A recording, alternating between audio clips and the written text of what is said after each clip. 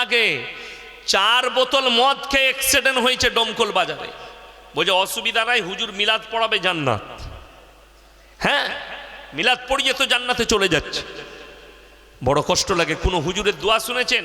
আল্লাহ আমাকে দাওয়াত দিয়েছে, দেশি মুরগি দিয়ে ভাত দিয়েছে, আল্লাহ 5000 টাকা দিবে, এর বেটা 4 বোতল মদ খেয়ে মারা গেছে, আল্লাহ আমাকে যখন খাইয়েছে তোমাকে জান্নাতে দিতেই হবে।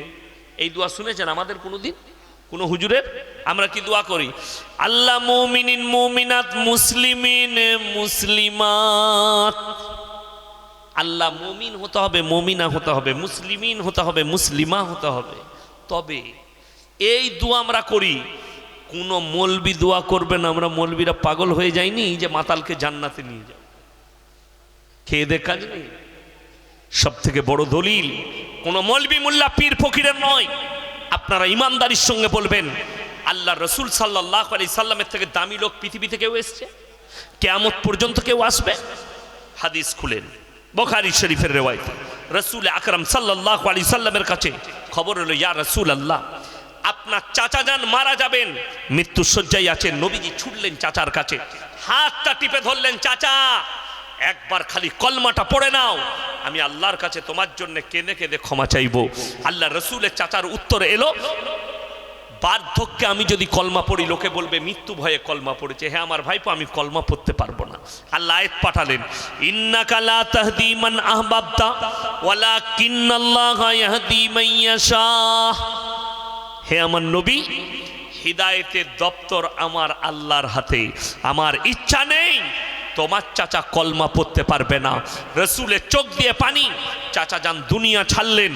এরপরে নবীজি আল্লাহকে বললেন, আল্লাহ তুমি আমাকে যতদিন না নিষেধ করবে আমি আমার চাচার জন্য কেঁদে কেঁদে ক্ষমা চাইব। আল্লাহর হাবিব সাল্লাল্লাহু আলাইহি সাল্লাম চাচার জন্য কাঁদছেন, ক্ষমা চাইছেন, চাচার জন্য আল্লাহর কাছে কেঁদে কেঁদে ক্ষমা চাইছেন। সঙ্গে সঙ্গে আল্লাহ তাআলা নসিহত করলেন, আয়াত পাঠালেন।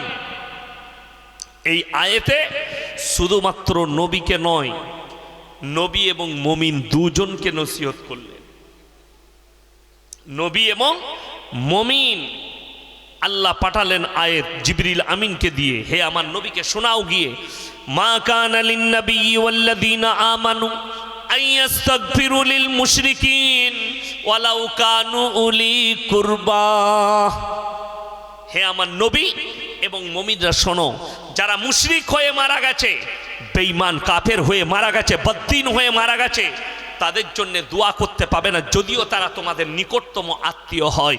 নবীজির হাত নেমে গেল, চাচার জন্য দোয়া করতে পাইনি। আর আমার মতো ফুটো মলবি, তোমার বেটা 4 বোতল মদ খেয়ে মারা গেছে, জান্নাতে নিয়ে যাবো, তো তোমার হুজুরও মার খাবে, তুই তো খাবিই খাবি, রিহাই না। বড় কষ্ট দুঃখের বিষয়, মুসলমান যদি এই বিষয়টা বুঝতো যে আল্লাহ তাআলা নবীকে নিষেধ করে দিয়েছেন, দোয়া করতে পাবে না।